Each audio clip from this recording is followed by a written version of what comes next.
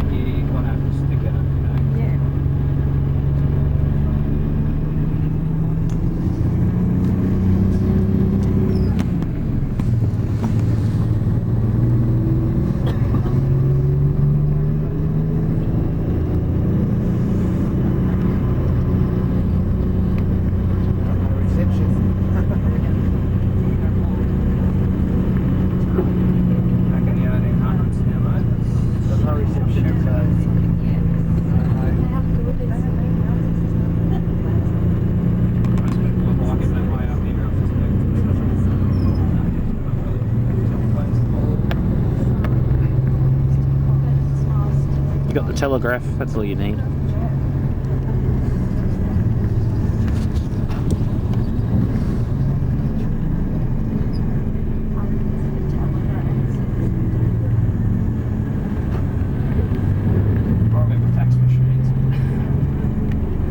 I love fax machines. Yeah, they were handy, weren't they? Actually good, like,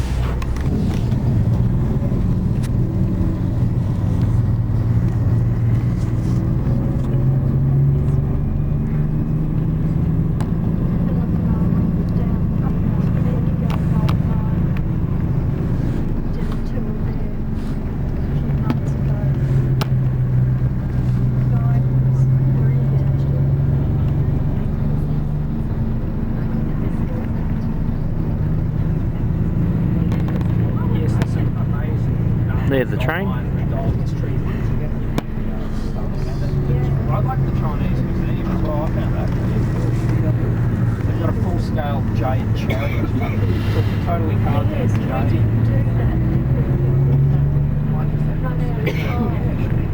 It's definitely worth coming in.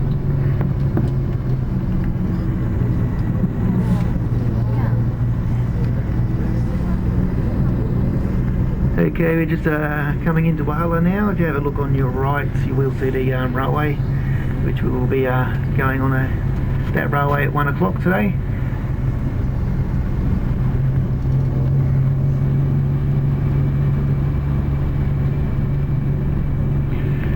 Just a little bit further up, we will be passing the Walhalla pub where we will be having lunch.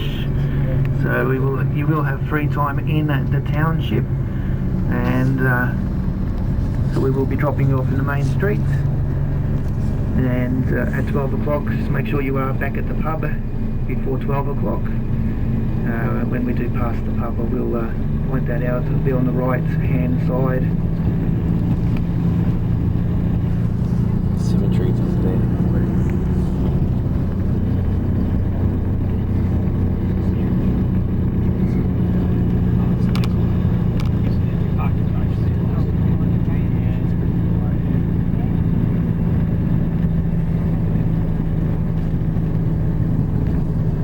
So just on our right here is where the Walhalla pub is. We'll be having lunch there at 12 o'clock. So when you are in the township, you can walk back here, or if you do require a coach to pick you up, just let us know when you are hopping off at the main street. Yeah, I'm just going to let these guys pass.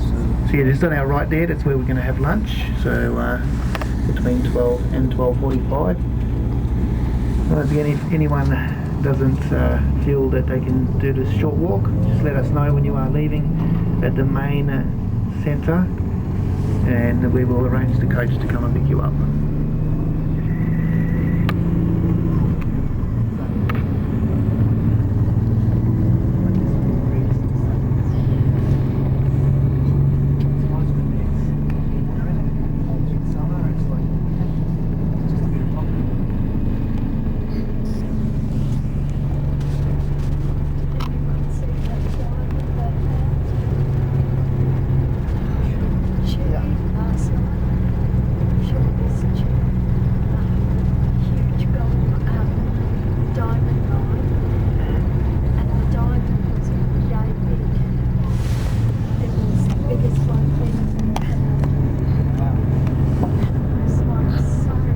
The old post office.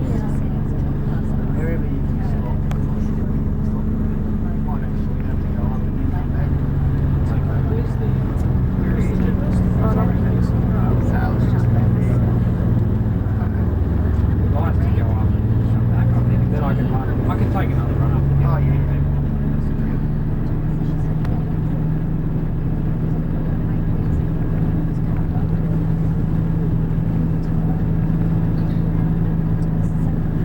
There's the main street here. Just on your left hand side is the fire station, the Walhalla fire station. Anyone wants to visit that, it's just on your left here. So on your right is the Star Hotel. Star Hotel recently had a 2 or 3 months ago had a movie filmed here. So Star Hotel's on the right hand side here. We were just going up and do a turn around, and then we'll take you back to the main street of the town.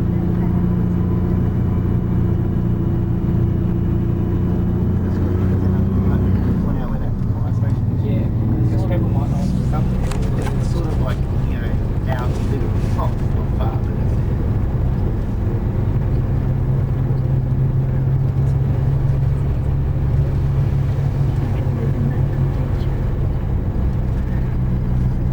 anyone wanted to know where the actual cricket ground is, the cricket ground is on our right. It's a fair walk up the hill. Right up the top of that hill there is the cricket ground. It's a little bit famous, that cricket ground, because it's so high up on the mountain top. Fortunately, you won't have time to get up there. It's good 25-30 minutes to get up that hill. If you do want to visit it, you might have to plan a second day. Very long way up. It's crazy, that cricket ground. I've never been up there. Is it pretty? Nah, I looked at it once and it was so steep. I thought, nah, give it this. Yeah, right. I think that's how they got their training. High altitude training. It's crazy though, like how high it is. Hundreds to go.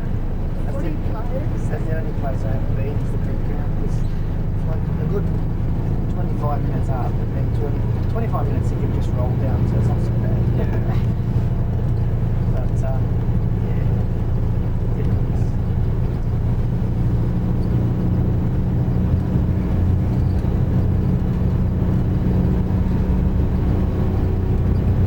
Actually, we might just pick up everybody to go back to the pub. Yeah, that's fine. Maybe at 5:02. That's right. So I'll 5 to 12. Yeah. Okay. So I'll drop the I'll drop them off on the main street. Yeah. I'll And we'll just park. yeah I'll do a Huey and If you can park where you drop them off. yeah, might be able possibly. to.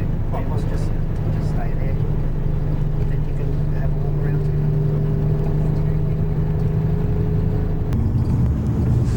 See me drive one of these.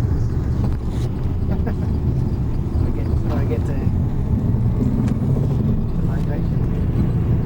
Sometimes I don't know how you drive these things. Oh, getting used to it. The thing with these is just, I mean, the turning circle is a bit not great. New coaches have got those steerable tag axles and sorts of other things. These are pretty old school. So you remember where the gold mine was? Just on the right hand side. Just here, yeah.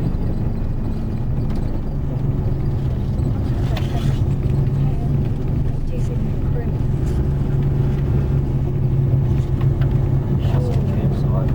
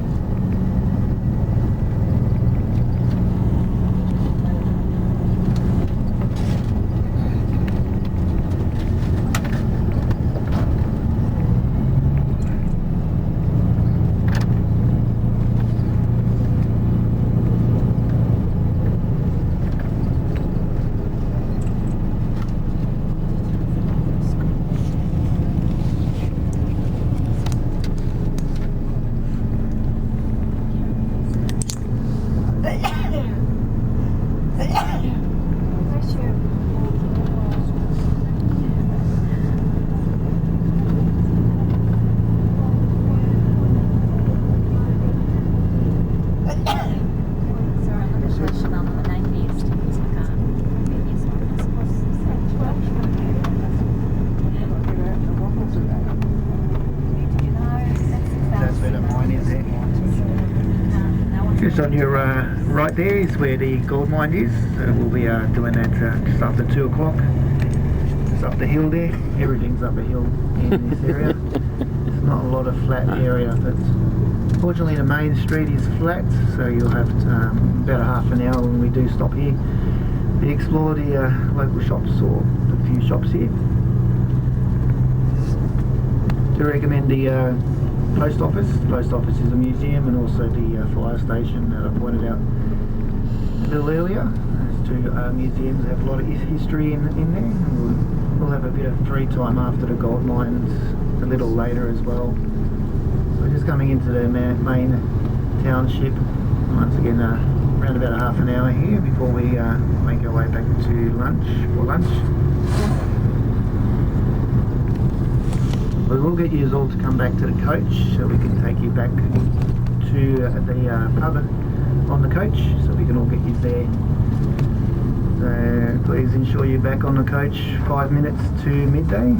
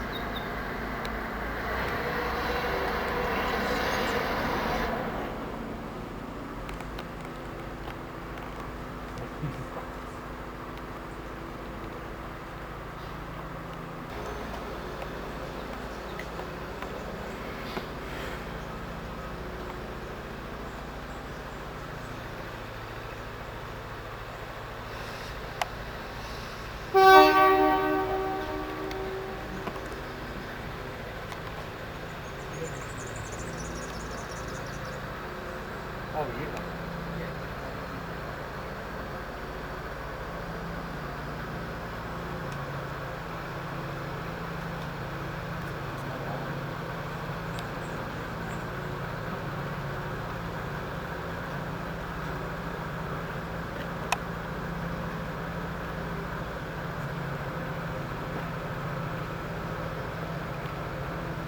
Yeah.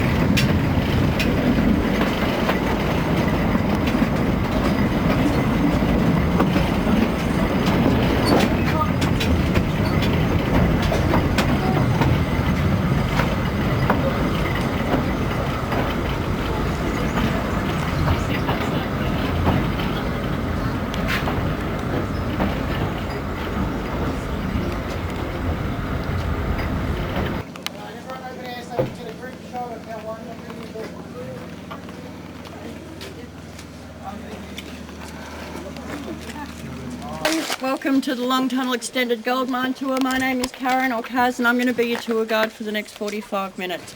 We're going in about 250 metres. It's going to be a round trip of about 500. We're only going on the one level, we're not going up or down any levels. This mine does actually go down 1,120 metres, but we cannot get any further down than what we're doing.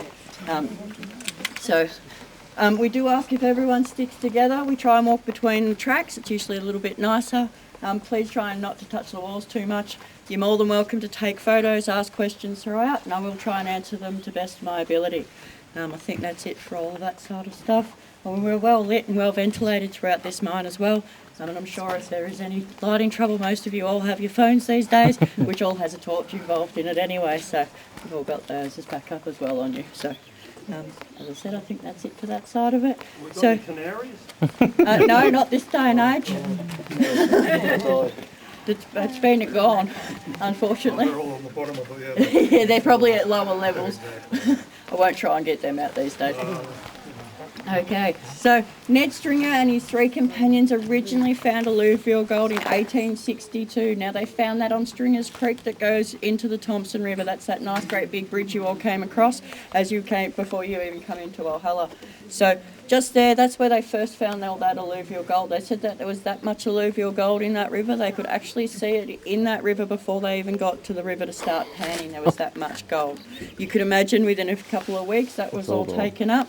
Mr. Stringer, he goes across to Bald Hills to try and put in his claim. Unfortunately, he doesn't even make it back to Walhalla to see this gold rush come about. He actually dies of tuberculosis on the way through, unfortunately. But he's the man that brings Walhalla its nice gold rush in this town, our gold boom that we have. So he's that man.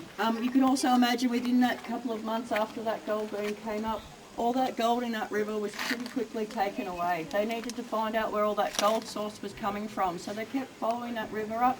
A man by the name of John Henchcliffe actually finds a quartz reef, and it's running on our western ridge. It goes for about 3 to 4 kilometres in a north-south direction. I'm no geologist, but something to do with the way our quartz plates work in Victoria. All quartz reefs will run north to south. As I said, I'm no geologist, but that's about as far as I know that.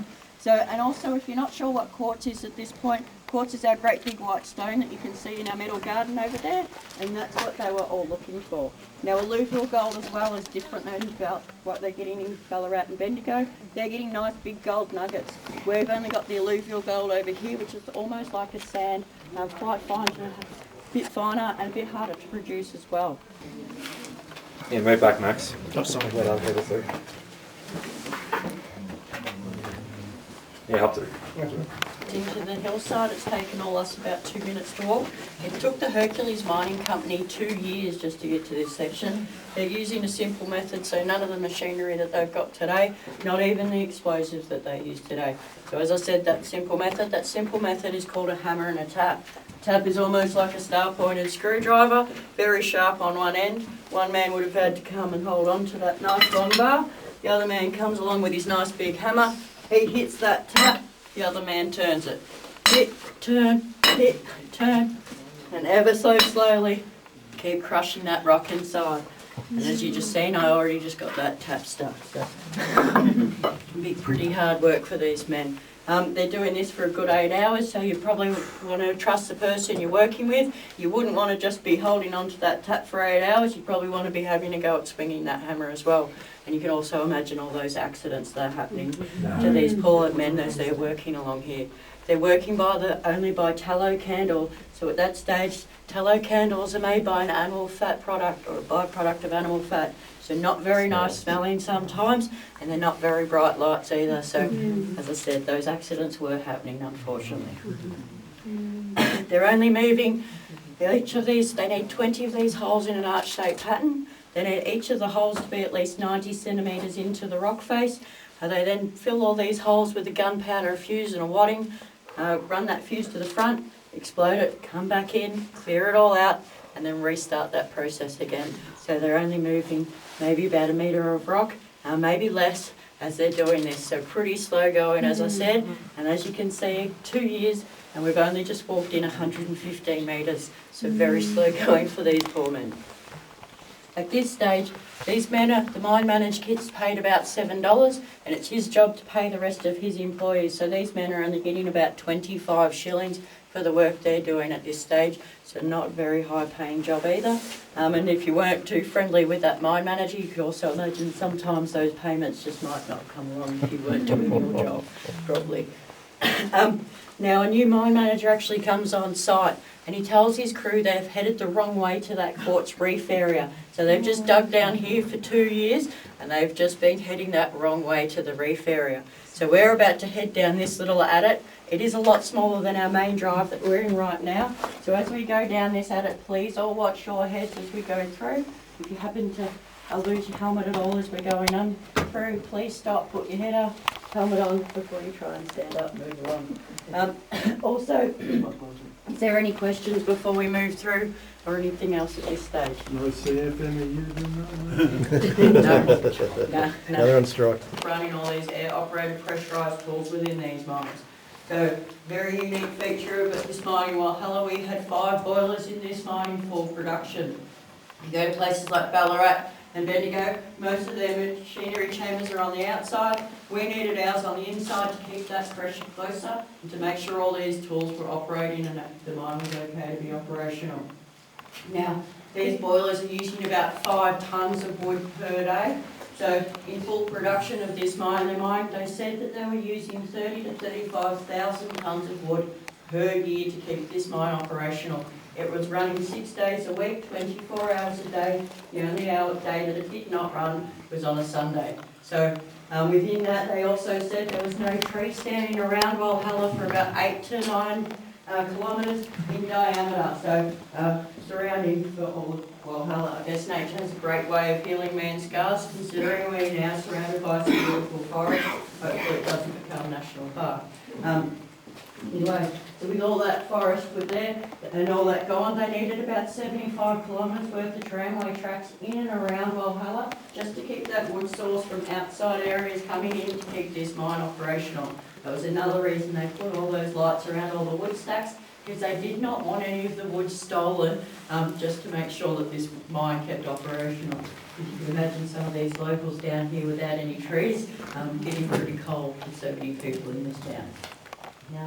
Also with these boilers running, they said they were getting, as I said, about 45 degrees in temperature in here. So they did put a ventilation shaft in. So you'll see our exit sign just over here.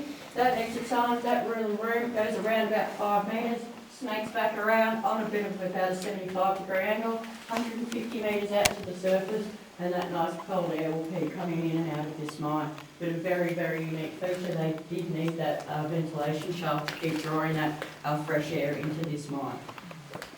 So now another group came in called Walhalla Gold. They came in about 1982-86.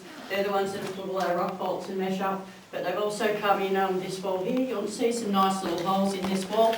So they've come and done what's known as core sampling drilling. So they send their core sample in, they drill into the rock. They can go into about 500 metres to a kilometre in, depending on what they're looking for.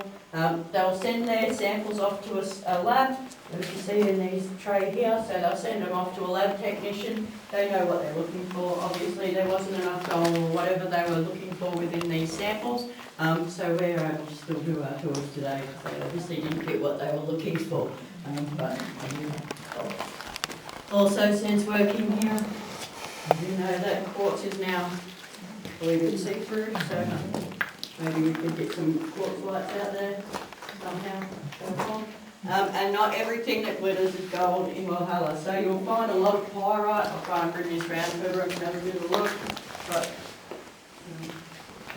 you can't see. So as I said, not everything that glitters is gold. So a lot of pyrite, or what's known as fool's gold. Someone thought they were going to get pretty nice and rich, or only be told they were worth nothing. Yeah, that's what they did.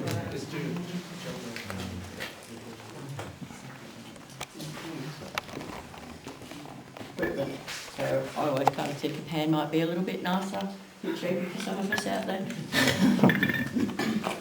All right, so Hercules Mine operated for 6 years. They were the ones that found our quartz reef and made no profit.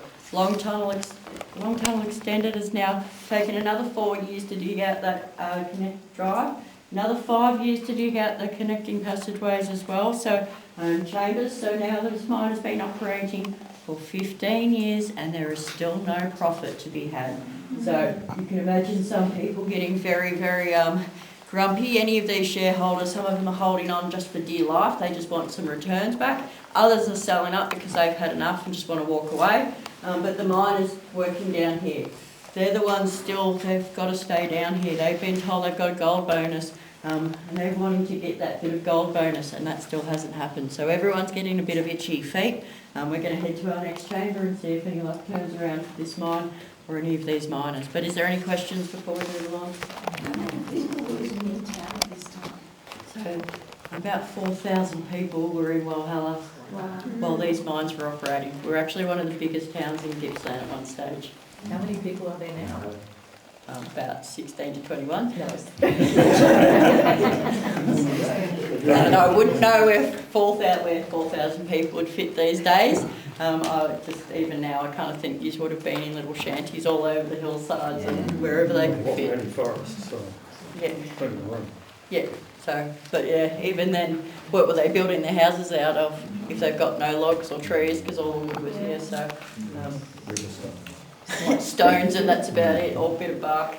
But anyway, we'll keep moving through to the next one. And we'll see. There has been a wedding in here.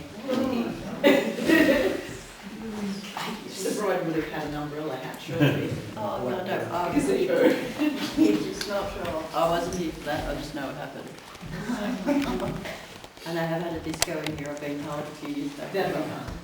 So, yes, but anyway, alright, so this is our main chamber, this room. Unfortunately we cannot get any further back. There was a collapse in the 80s, so we don't go any further back, but it is safe for us to be in this section here.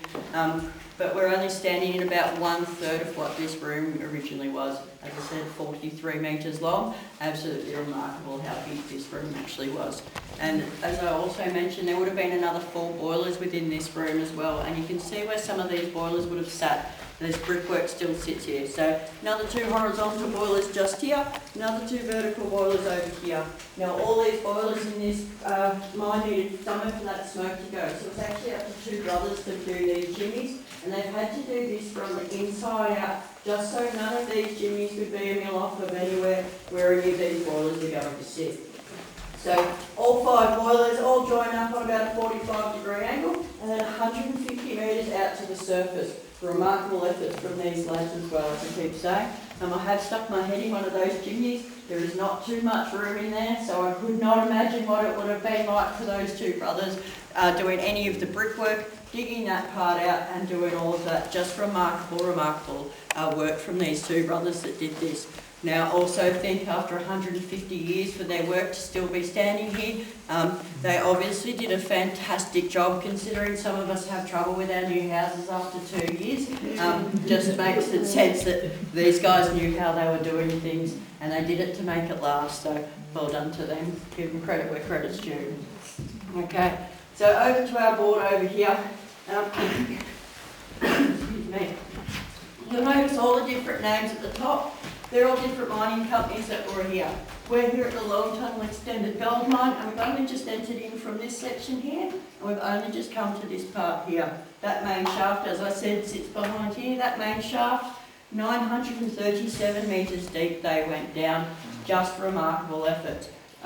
Now, unfortunately, Long Tunnel did not relocate some of this reef area until July of 1881. But by 1886, we start actually getting, or by 1885, they produced 40,000 ounces of gold. So miners are getting a bit happier because they've just got their returns back, so work starts getting a bit better for them because they're getting a little bit more money. Now, and anyone that's got shares within this mine, they're getting a bit happier too because they've just got some returns back, so good on everyone.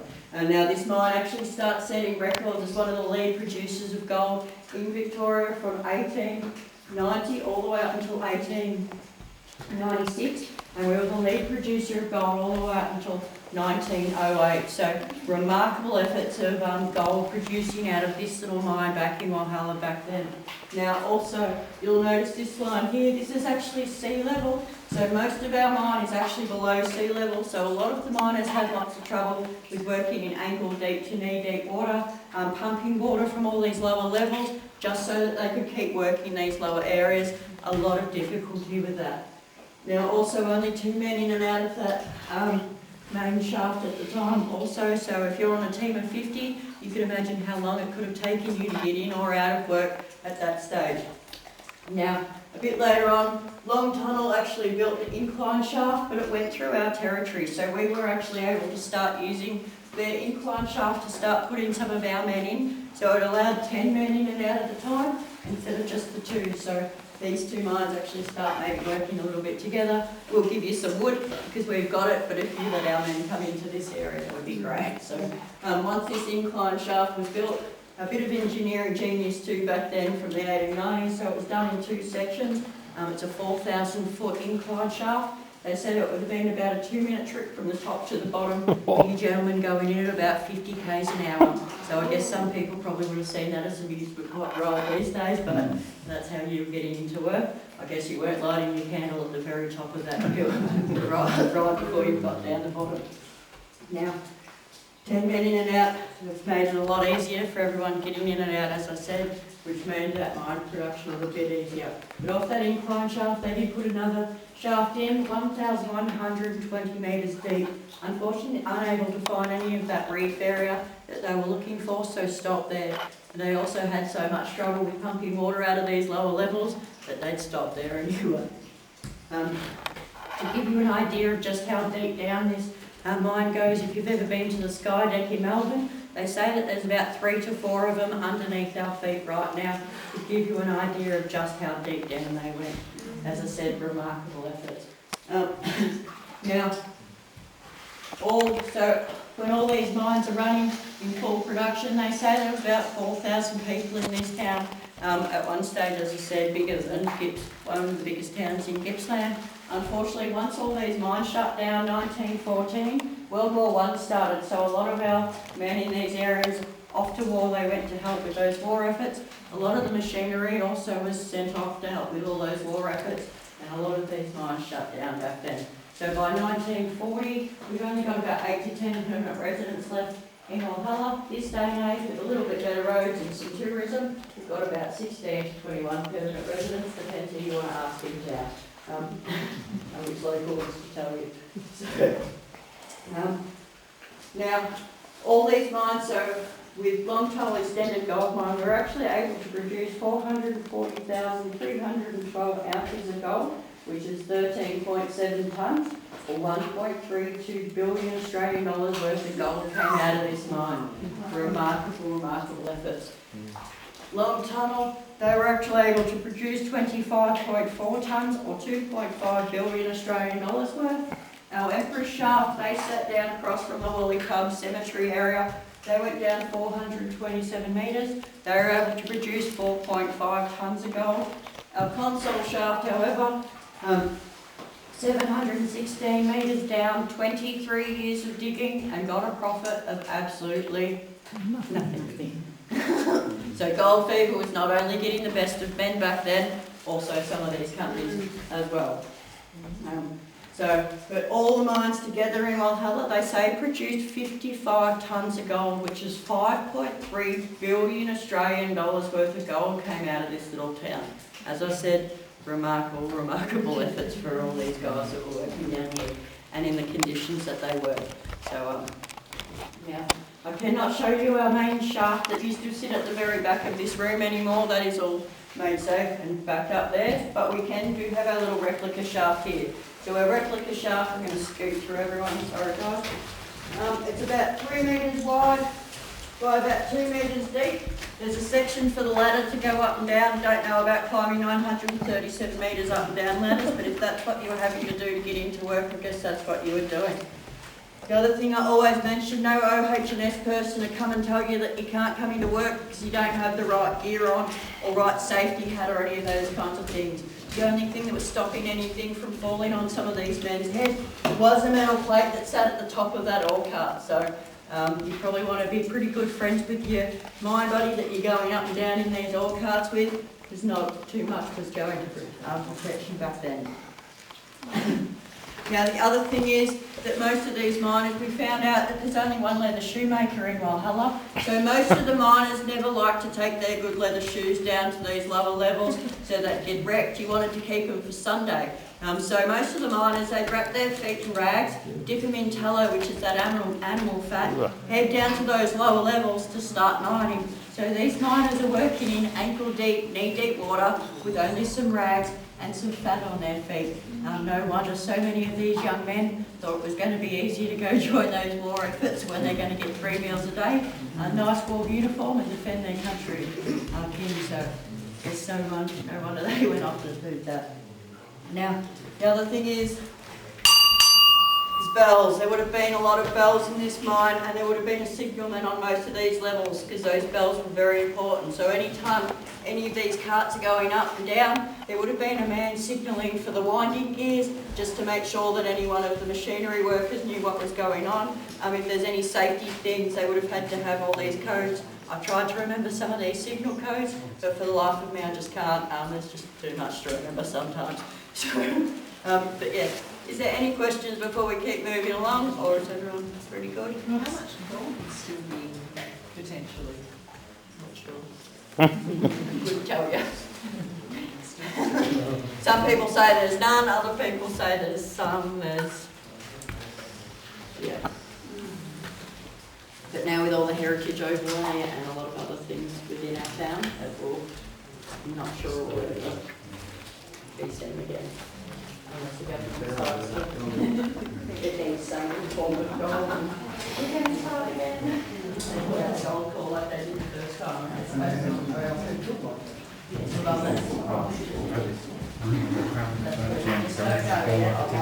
well,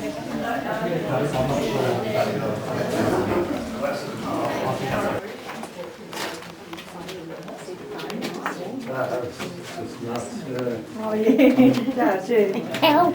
What a bit.